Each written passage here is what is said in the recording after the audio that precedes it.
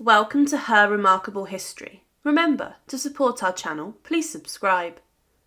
Royal Tudor mistresses who became queens. Over time there have been many women who have caught an eye of a king and become a royal mistress. But for a royal mistress to become queen, the king would need to end the relationship with his wife and annul the marriage or become a widow. In the Tudor era, King Henry VIII found himself in a marriage that spun 24 years to Catherine of Aragon, and towards the latter part he had become impatient and obsessed with another woman. You see, it was within the ladies of his wife that Henry created his stomping ground. Henry had many mistresses in his time, but only 3 ever progressed from his lover to his wife, and therefore queen. Henry VIII married Catherine of Aragon in 1509. Together they had one daughter, Mary I.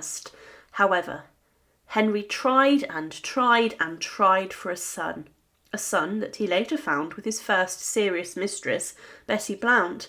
With her he had Henry Fitzroy, a boy whom Henry VIII shrouded in titles and gifts and recognised as a son whom potentially could have been king if he hadn't have died at a young age. But Bessie was just that, a mistress. Henry still wanted a son with Catherine, and when she failed to provide, his eyes wandered into her ladies-in-waiting, specifically the sister of another mistress, Anne Boleyn. Anne was the sister of Mary, who had been a mistress of Henry VIII after Bessie, and it's rumoured that he fathered 1, if not 2, of her children. But that's a story for another day. Henry had become convinced that it was his wife who was the issue in terms of creating a son, for how could it be him? He had fathered Henry Fitzroy. Henry then became obsessed with Anne, and it was the job of his own Archbishop of Canterbury, Thomas Cranmer, to find a solution to his marriage to Catherine, so that he could marry Anne. Anne Boleyn was Henry's mistress for 7 years. And previously she had seen her own sister be used by Henry and then just thrown to the side.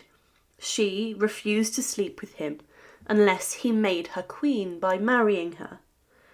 You see, Catherine had previously been married to Arthur Tudor, the late brother of Henry VIII, the original heir to the Tudor throne, and Henry had tried to convince the Pope that his marriage to Catherine was sinful, but the Pope did not agree and refused to end the marriage, so Henry took matters into his own hands. Catherine and Henry's marriage was annulled, and Henry became the supreme head of the Church of England, splitting from the Catholic Church, a move which angered many and essentially split England into 2, a split which lasted centuries.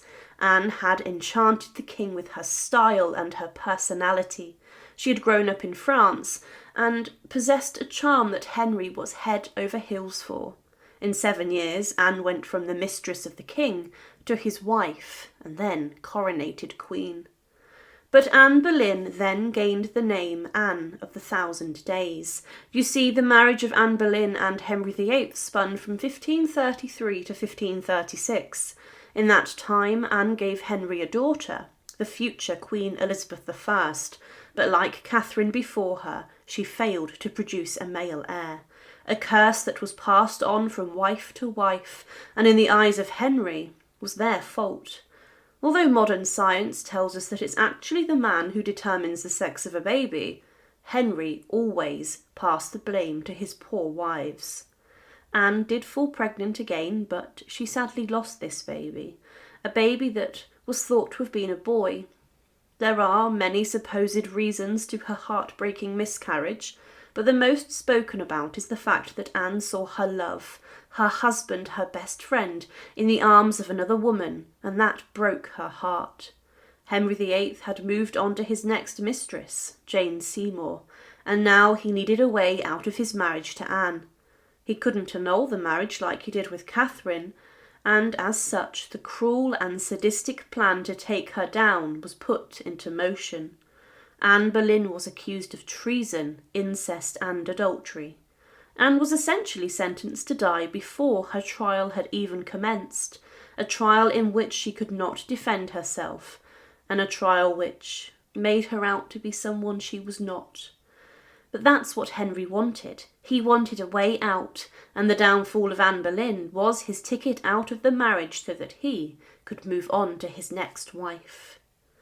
Anne was beheaded on the 19th of May 1536 within the walls of the Tower of London, and within days Henry had arranged his marriage to Jane Seymour, a lady-in-waiting to his now late wife, and a dead wife meant that Henry was then free to remarry, and 11 days after the death of Anne Boleyn, he married Jane, and she then became queen.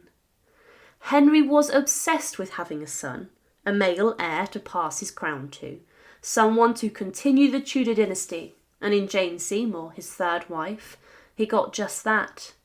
Although he didn't know that his son would only be king for a small amount of time, and it was in fact his second daughter, Queen Elizabeth I, who became the greatest Tudor monarch of them all. Jane Seymour, however, didn't stay queen for long. Within a year of marriage she had died, just 2 weeks after the birth of her son, a devastating blow to Henry. But as the custom of the time, Henry remarried to try and strengthen alliances and to satisfy his own needs. However, Henry's fourth marriage was a disaster. He had it annulled within 6 months, as he didn't find Anne of Cleves to be his taste, and she probably was the only of his wives to have a lucky escape in a sense.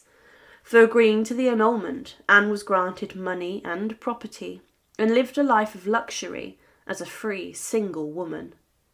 However, in the circle of ladies of Anne of Cleves, Henry found his next mistress and then wife, the young and impressionable Catherine Howard, a teenage girl who had a past of being sexually abused and sadly found her way into the eyes of the king. Henry is rumoured to have been seen on numerous occasions climbing into the bed of Catherine during his marriage to Anne of Cleves. You see, Catherine was a cousin of Anne Boleyn, and her uncle, the Duke of Norfolk, had placed her into the court of Henry VIII to try and regain some favour for his family and influence for himself. Henry doted on Catherine, gave her gifts and spoke highly of her.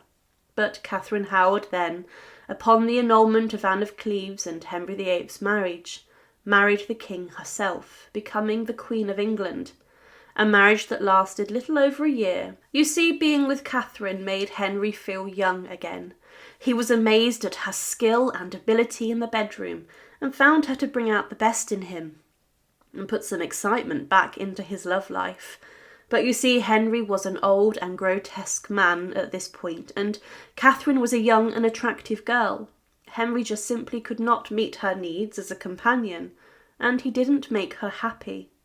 So Catherine found her way into the arms of Henry's closest courtier, and although a physical relationship isn't confirmed, Catherine and Thomas Culpeper were close, and this, along with Catherine's past, where she was sexually abused, meaning she was not a virgin, were enough to send her to the executioner's block.